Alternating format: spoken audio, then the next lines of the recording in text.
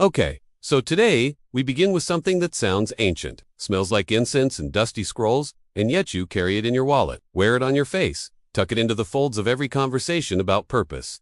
We're talking about Varna, not a product, not a yoga pose, but a Sanskrit word pointing to your place in the world.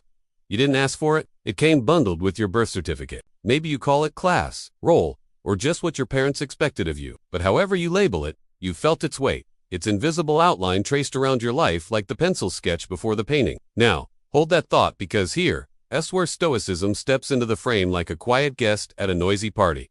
It doesn't shout, it doesn't try to dismantle your Varna, it simply sits beside it and says, let's look at this together, like a lantern placed gently on a table in the middle of your confusion, not to command, but to clarify. The Stoics, those tunic-clad sages wandering through marble courtyards and the pages of dusty books, weren't interested in tearing down the scaffolding of your station in life. They wanted to show you how to live well within it. Epictetus, born a slave, never tried to become a general. Marcus Aurelius, born emperor, never longed to be a poet. They each drank deeply from their designated cup, bitter or sweet, because they believed that virtue was not about status, but about stamina, about how you held yourself in the storm, not how high you climbed above it. You, with your email inbox and ergonomic chair, are no different. Maybe you weren't born into philosophical chains, but you felt the quiet shackles of expectation. Maybe you scroll past success stories and wonder why your life feels more like an unedited draft than a polished memoir. And yet, what if that's exactly where your power begins? We've been conditioned to believe that fulfillment lies in escape your job, your hometown, your habits. Rebrand, reinvent, relocate, launch your passion project, and never look back. But the Stoics offer a strange reversal. Stay in your role, but play it like your soul depends on it. Because maybe it does. There's a kind of radical courage in that, isn't there? To stop running, to stop comparing, and to stand where you are and say, this is the soil I've been given. Let me grow something here, even if it's a cactus, even if no one claps. In ancient India, Varna described for major social roles: the priestly teacher, the warrior protector, the trader of goods, and the humble laborer. Sure, over time, this system calcified into rigid castes and injustices.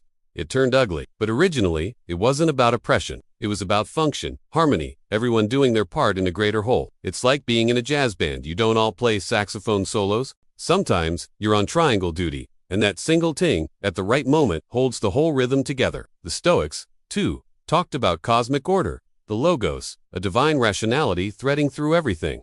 Your role wasn't arbitrary. It was assigned by fate, which for them wasn't a cruel joke, but a kind of script handed down by the universe itself. You didn't write it, but you could choose how well to act it. Think of it like being handed a character in a play. You don't control the plot, but you can bring your character to life with fierce, luminous honesty. Here's something that might surprise you. In ancient Rome, upward mobility wasn't just rare, it was nearly impossible. If you were born into a low station, you died there. Yet some of the most respected Stoic thinkers came from humble beginnings and never fought their fate. They refined it, they polished it from within, cleaned the floor with elegance, taught philosophy with a limp, died in exile with a straight spine. They remind you that even if you cannot rise above your station, you can rise within it. You can light it up from the inside like a candle in a cavern. Let me tell you about the lamplighter of 19th century London. Yes, he's real. Before electricity, someone had to walk the streets each night, lighting every gas lamp with a long pole. No glory, no fame, just a rhythm, a duty. Yet that man brought light to hundreds, maybe thousands, while remaining mostly invisible. You could say he was just a worker, or you could say he was a guardian of the city's evening soul. The Stoic would nod at the latter. He would say, yes, that's virtue. Not in the limelight, but in the lighting of lamps. Now, don't get me wrong. Accepting your Varna doesn't mean you never question your circumstances or seek justice. The Stoics weren't doormats. They weren't defenders of oppression. They just knew the difference between what's up to us and what's not. And your role, you didn't choose it. But how you live, that's up to you. That's where agency begins. That's where freedom flowers. Imagine you're a barista. You make $6 lattes for people who never make eye contact. But one day, you smile at a customer having a bad morning, and their shoulders drop. You see it. That tiny release. That invisible healing. That moment, that's you, embodying your Varna with grace. You're not just anything. You're the note that turns the chord. The silence that shapes the song. And if you're in a role you despise, if your station is painful, misaligned, or unjust, Stoicism still gives you tools. It doesn't say love it blindly. It says, see it clearly. Name what's in your control. Maybe that means speaking out. Maybe that means leaving. But don't act from bitterness, act from integrity. That's the difference. You don't need to love your role, but you can live it with love. In this first step into the journey, I'm not asking you to settle. I'm inviting you to notice. Notice how much time you spend wishing your life were different. Notice how often you play a role while dreaming of another. What if instead of dreaming, you deepened? What if you leaned into the groove that was carved for you and made it echo? What if the meaning you're chasing isn't out there, but right here in the quiet fidelity to your station, in the beauty of a task well done, in the overlooked artistry of staying? Of course, the world will still tell you to reach higher. There are apps for that. Subscriptions, gurus, entire industries dedicated to making you feel inadequate. Unless you're constantly upgrading your life, but the Stoic whispers otherwise. He says, be still. Hold your place. Live it deeply. Because maybe this role you've been resisting isn't your prison, it's your palette. And what you paint with it is entirely, gloriously, up to you. And now you walk a little differently, don't you? As if the ordinary bricks beneath your feet are not just pavement but pages, and your footsteps are writing something down. That's the thing about perspective. Once it shifts, even silence feels choreographed. The coffee shop, the commute, the weird buzzing light in your office, bathroom, all of it becomes part of the script. Your script. You're no longer fighting your role. You're learning its rhythm, like a musician discovering that the background beat is just as vital as the melody. But here's where it gets trickier, because just when you've begun to accept your part in the cosmic play, the world throws you curveballs like, don't settle, and follow your dreams. And that perennial favorite, you can be anything you want if you just believe. Now, there's a kind of beauty in that message. It gives hope, it uplifts, but it also does something quietly. Cruel. It tells you that if you Haven T become a millionaire, you've somehow failed. It makes stillness feel like surrender. That's where the Stoic stands firmly apart. He doesn't promise dreams. He promises discipline. He doesn't seduce you with possibility. He steadies you with principle. You can't control your birthplace, he says, but you can control how you rise to meet it. That's not settling. That's sovereignty. And suddenly, sovereignty doesn't look like a crown, it looks like grace under pressure, showing up fully for the life you already live. You begin to notice how many people hate their station. Not because it's unbearable, but because it isn't shiny. Because no one claps when a custodian sweeps the hallway. Because there's no TV show about a bus driver, squat kindness, or a night nurse, patience at 4 a.m. But the Stoics would say, those are exactly the places where virtue breathes most clearly in roles, where ego docent tish, where the good you do is so ordinary, it becomes sacred, where silence itself holds the weight of a life. Well, let's take a brief step into history. Imagine ancient Sparta, around 400 BCE. You're not one of the warriors. You're a helite servant caste. Your job is to farm, cook, and remain unseen. History barely mentions you, but without you, the Spartan war machine collapses. Every medal won in battle was sharpened by your unseen labor. You were the spine behind the shield. You probably didn't write philosophical treatises, but you lived a Stoic reality long before the ink dried in Rome. The quiet endurance that was philosophy in action. No toga, no marble bench, just calloused hands and quiet strength. Now flash forward to something truly strange. Did you know there is a species of jellyfish that can revert its cells and essentially live forever? It's called Toratopsis dorni. It doesn't dream of being a shark or flying fish. It just cycles back and begins again, perfectly itself. No ambition, no career change, just unshakable jellyfishness. And you laugh, maybe, but there's something freeing in that. Because this little creature embodies what the Stoics teach us. Stop striving to be what you are not. Begin again, within yourself. Perfection is not evolution. It's fidelity to your form. Here is a question no one likes to ask. Who would you be if you never got promoted? If the world never gave you applause, if your name never became a brand, would your days still have meaning? The Stoic smiles gently and says, yes, if you choose them, because worth isn't given, it's lived. In every action, every breath, every small decision to act with honor, even when no one sees. Especially then, that's when virtue glows.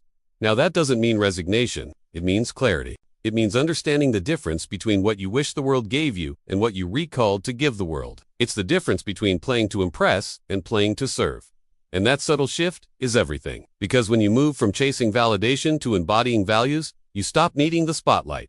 You become the light. Think about it. What happens when you see your job not as a cage but as a canvas? Not because it's perfect, but because it's yours. You stop waiting for the weekend. You stop needing praise. You start listening more carefully to the work itself. You start becoming part of something larger, something aligned. And ironically, that's when your work starts to shine. Not because it changed, but because you did. The lamp was always there. You just lit it differently. Now let's bring it closer. Picture a woman named Anita in 1960s New York. She's a typist at a publishing firm. 2 typed manuscripts she'll never be credited for. She's invisible in the company yearbook, overshadowed by male editors. But every day, she shows up early. She sharpens her pencils. She writes margins that save books from typos. She brings clarity to chaos. One author says her annotations saved his whole novel. No one knows Anita's name, but she was the unseen architect of excellence. She never made headlines, but she made books better.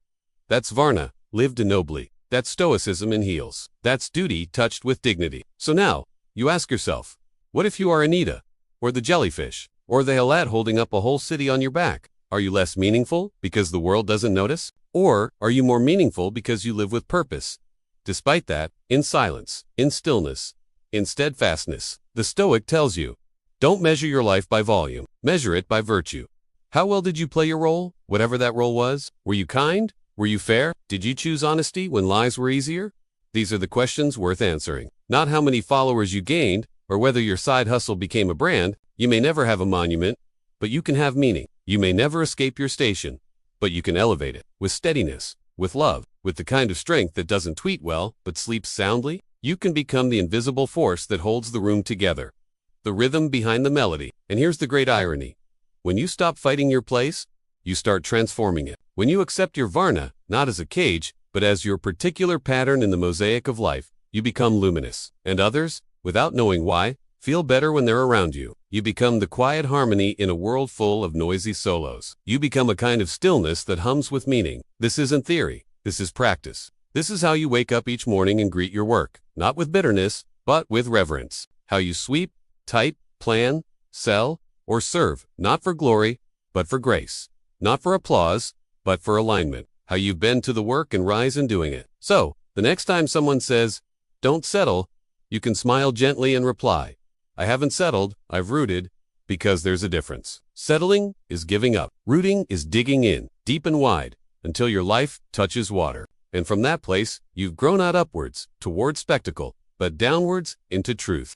But let's be honest, accepting your Varna sounds beautiful until it rubs up against injustice. Until your role feels not just humble, but humiliating. What if your station isn't simply quiet, it's cruel? What if the world gives you a role soaked in unfairness, marked by ancient errors or inherited disadvantages? Is the Stoic way still to sit down and nod, politely polishing chains? Here, the Stoic doesn't tell you to be passive. He tells you to choose your stance carefully, because resistance without reason is just rage. But resistance born from clarity, that's revolution with roots. You remember how, in the last section, you admired the typist who never made headlines? Now meet the man who did, and for very Stoic reasons. His name was Mahatma Gandhi, but before he became Mahatma, he was Mohandas, a lawyer born into the Vishya caste, trained in London, practicing in South Africa. And what did he do when he was thrown off a train for riding in a whites-only carriage despite holding a first-class ticket? He stood up, but not with fists, with Saitagruha, a philosophy of resistance, not from ego, but from inner discipline. Stoic, entirely. Gandhi even studied Marcus Aurelius. His war was not with station, but with injustice. He didn't seek to erase Varna, he sought to redeem it, to return it to Dharma duty, but with dignity. And now, in this moment, you feel the tension more clearly. Acceptance is not surrender. It's strategy. It's knowing what hill to die on and what hill to water quietly with your footsteps. It's understanding the weight of your breath in the long game of history. And while we're here, let's talk about crickets.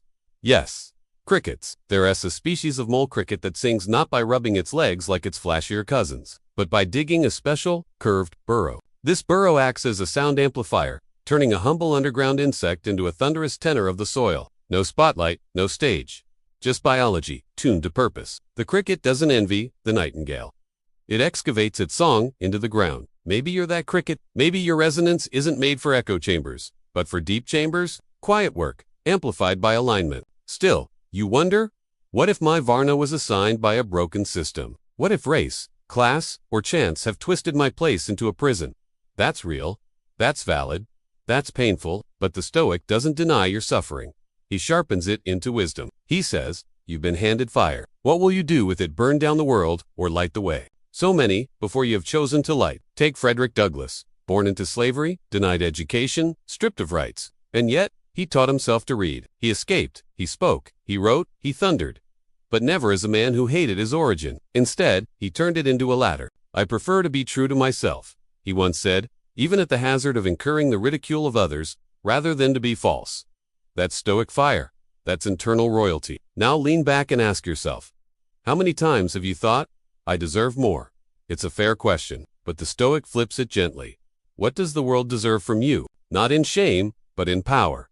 Not in guilt, but in clarity. Because when your hands open, not to grab, but to give you, become dangerous.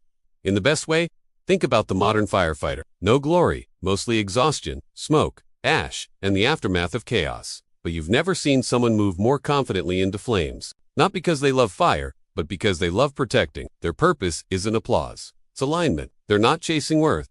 They're carrying it. You, too, can carry something like that. But first, you must strip away the illusion that a harder role means a lesser life. You must stop grading your soul based on LinkedIn titles or the size of your apartment. You must come back to the question the Stoics ask daily.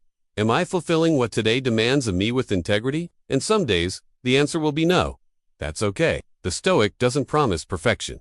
He promises presence. You begin again, like the jellyfish. You dig another burrow, like the cricket. You take the seat of Gandhi on the platform, still dusty from injustice. And you wait with your whole soul for the next train because you know you're worth dose and tea, need a seat to stand tall. Let's pull it into something practical. You're in a meeting. Your ideas are overlooked. Again, you feel your chest tighten, your breath speed up. You want to interrupt, to dominate, to break the table in half at least emotionally. But then you remember, your job is not control. It's conduct. You take a breath, you listen harder. You speak when the moment ripens. Not out of fear, not out of ego, but because virtue is patient, not passive. Or maybe you're changing a tire in the rain. No one's filming. No one's clapping. But you're doing it with care. You're humming. You're alive in the task. That's stoicism. That's dharma. That's the rain becoming holy because you stayed awake in it. One more? Sure. There's a janitor at NASA who, when asked what he does, replied, "I'm helping put a man on the moon." That's not metaphor. That's mentality. He understood that his broom was part of the stars. That's what Varna becomes when seen through Stoic eyes, not a ceiling, but a compass. So yes, maybe the system is imperfect. Maybe the caste, the label, the class is flawed.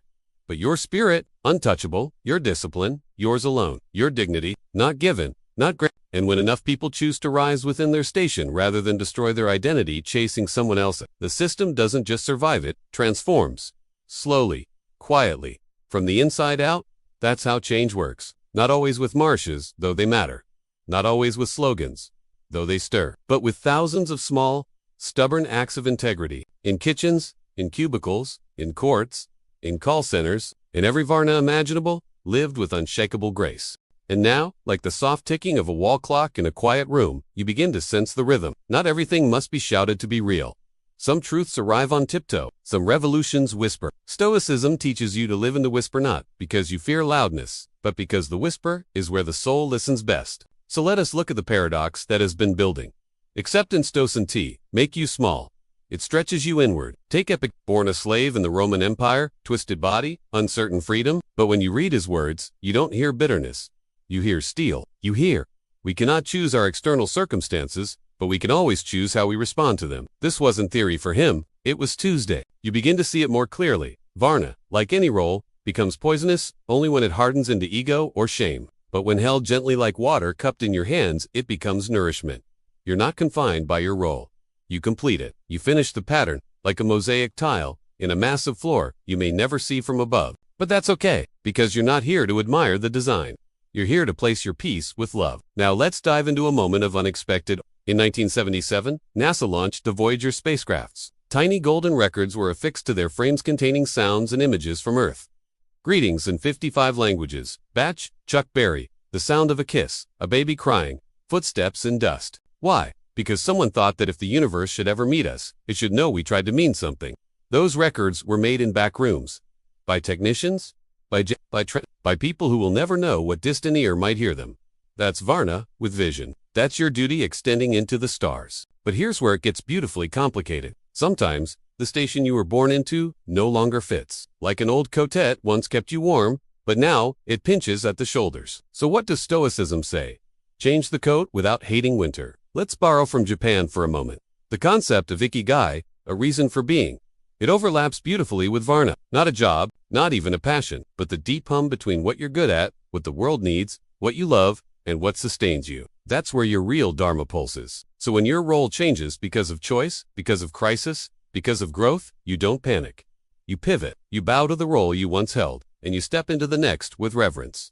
Not because it's perfect, but because you are ready. And yes, some days you'll fail. You'll grumble in traffic. You'll envy someone else's applause. You'll curse the silence around your efforts. And in that moment, the Stoic doesn't scold you. He sits beside you and hands you your breath back. Try again, he says. Nothing noble is built in a hurry. Want a weird animal fact? Great. The mimic octopus can impersonate lionfish, sea snakes, and flatfish by adjusting its posture and color, not just to survive but to avoid conflict. It doesn't fight every battle. It becomes what the moment needs, not because it lacks a self but because itself includes the art of adaptability. You are not unlike that.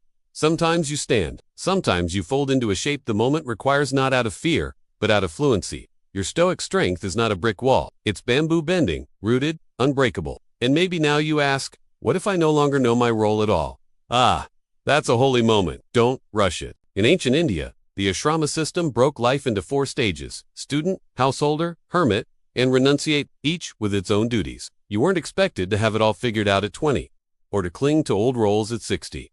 Life was movement, seasons, transitions. Maybe you're between stages. Maybe you're grieving a title, a position, a way of being. Good, let it burn. The Stoic stands in the ashes and asks, what is still mine to do? Because there is always something to do, always a garden to tend, even if it's just the soil of your thoughts. You might be thinking, but doesn't this just make me passive?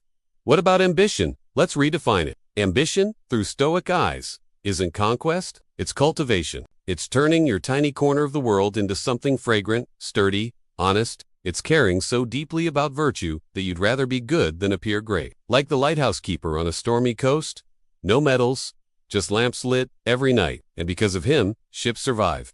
Now let's bring it into today. You wake up, your role hasn't changed. The sink is full of dishes. Your inbox groans, your back aches, but still you make tea. You write that email kindly. You pet the dog. You call your mother, and in that unseen fidelity, you practice Stoicism more profoundly than 1,000 philosophical essays. There's an idea in Buddhism called chop wood, carry water. The teaching is simple. Before enlightenment, chop wood, carry water. After enlightenment, chop wood, carry water. The work stays the same, but you change. Your breath deepens. Your hands soften. Your soul learns to smile in silence. Same with Varna. The task may repeat, but the self-doing, it becomes radiant. Even your moments of invisibility become sacred. You become like the root of a treeberry, unseen, but holding up an entire forest. That's the quiet revolution. And here's a fun twist. Did you know trees talk? Not in words, obviously, but through mycorrhizal networks. Underground fungal threads allow trees to share nutrients, warn each other of drought, even help saplings survive. The forest thrives because everyone fulfills their role of the fungi. You laugh. Maybe am I the fungus? Well, sometimes, yeah. And you know what? That's heroic too, because when everyone plays their part with love, not fear, not pride, the whole world becomes a temple. A system not of hierarchy, but of harmony. Not a ladder, but a circle. So you keep going, because Stoicism isn't about freezing your heart. It's about warming your courage, about stepping into your role if it's hard. Even if it is humble, with the quiet confidence of someone who knows that the gods are watching, not how loud you are, but how true. And truth, it doesn't need applause, it only needs you. So, here you are. You've followed the winding thread through Varna and Stoicism, past ancient temples and Roman Stoics, through mimic talking trees, tea kettles, and quiet lighthouses. And now, just for a moment, you sit still. Something settles. Maybe it's your shoulders. Maybe it's your breath. Maybe it's the gentle hush of realizing you don't need to change the world, only how you stand in it. But even now, a quiet doubt tiptoes in. What if my Varna is broken? What if the role I was born into is unjust, outdated, or harmful? That's the honest question, and the Stoic doesn't shy away. You see, acceptance isn't obedience. It isn't resignation. It's recognition. It's seeing the shape of things as they are, and choosing your response with clarity, not compulsion. If the system is flawed, you still begin by facing it clearly, not with bitterness, not with denial, but with presence. You don't hide from the pain. You turn toward it, and in doing so, you make space for transformation. In the Bhagavad Gita, Arjuna doesn't want to fight. His Varna, as a warrior, repulses him when he realizes the battlefield is filled with people he loves. He freezes. And Krishna, his charioteer and guide, doesn't scold him. He helps Arjuna see that this is his dharma, not because it's perfect, but because it's his arena for growth. And here comes the Stoic echo. You don't escape your fate, you forge it. Because your Varna isn't a cage. It's a forge. You are not your caste, your job title, your income, your GPA, your follower count. These are containers. Useful for a time. But you're the water inside. Shaped. yes, but never trapped. Flowing, yes, but never lost. And sometimes, that flow carves through stone. The Stoics would smile at this. They knew that identity built on externals crumbles like sand, but identity rooted in character, that stands. When storms come in, they always do. It's not your labels that keep you upright. It's your virtue. It's your willingness to act rightly, even when no one's watching. Especially then. So, you go to work, or you don't. You raise a child, or not. You write, or build, or heal, or sweep, or repair, or pray. And in every small motion, you do the thing the moment needs, with excellence, with grace, without complaint. That's not passivity. That's power. It's rebellion without the noise. Revolution through poise. And it radiates. Because like it or not, someone is watching you. Not from a divine front, though perhaps that too, but from across the kitchen table, or through the crack in your office door, or from the corner of the classroom. Someone younger, or someone tired, someone who sees in you a kind of quiet steadiness that says, it's okay not to win. It's enough to be whole. That is how Varna becomes virtue. Now let's make this hilariously mundane. You've ever seen someone vacuum their car like they were performing surgery? That weird dedication to clean upholstery, even if no one else will see it. That's it. That's Dharma because you're not doing it for someone. You're doing it as someone who brings order to chaos, care to neglect, beauty to the overlooked. You don't need a spotlight to practice your craft. Even folding laundry, if done with mindfulness and a bit of humor, becomes sacred choreography. That's Stoic. Now look back at all the lives you've brushed against. The nurse on the night shift. The guy who stacks oranges into a perfect pyramid at the grocery store. The uncle who fixes things quietly but never makes a fuss. The grandmother whose stories only come out when the power's down and the candles are lit. They lived their Varna. They weren't perfect, but they were faithful. And faithful is better than famous. Still, let's not get too lofty. Sometimes your Varna feels boring. Gray like a Monday in February with nothing to look forward to except leftover spaghetti. And yet even in that there is dignity, because boredom isn't the enemy. Forgetfulness is forgetting why you're doing this. Forgetting that every act of presence stitches you closer to your deeper self. Even brushing your teeth without checking your phone can be an act of spiritual attention. Even breathing fully while stuck in traffic can be a quiet revolt against chaos. So you pick up the thread again? Sweep the floor. Apologize first. Carry the heavy bag without being asked. And no one claps. But something inside you whispers, yes, this is the way. Even the Roman Emperor Marcus Aurelius, who had all the power in the world, wrote in his diary about these small acts. He reminded himself that his job wasn't to please others or chase legacy. His job was to do what needed doing, to meet each task, however repetitive, however unglamorous, with full attention and quiet honor. To eat modestly, speak truthfully, sleep enough, work well, love simply. That's Stoic Varna in motion. Now, let's end where we began with a little surprise. Did you know that in honeybee colonies, not all bees serve the same function? Some scout, some gather, some guard, some fan the hive with their wings to regulate temperature. But when the hive is in crisis, bees shift roles. Flexibility over hierarchy, purpose. Even the most dedicated pollen gatherer may suddenly become a defender. No ego, just harmony. Your Varna is not a frozen job description. It's a living dialogue with life. When duty calls, you adapt. When silence falls, you listen. When your station dissolves, you stand. That's not rigidity, that's elegance. And if there's one thing Stoicism and Dharma agree on, it's this. You're not here to dominate, you're here to contribute. Even your failures contribute. Even your grief. Even your awkward attempts at doing the right thing when no one is watching and your coffee is gone cold. Because someone will pick up where you left off. Someone will inherit your patience, your humor, your grace, under pressure. Maybe your child, maybe a stranger, maybe someone you'll never meet. That's the web.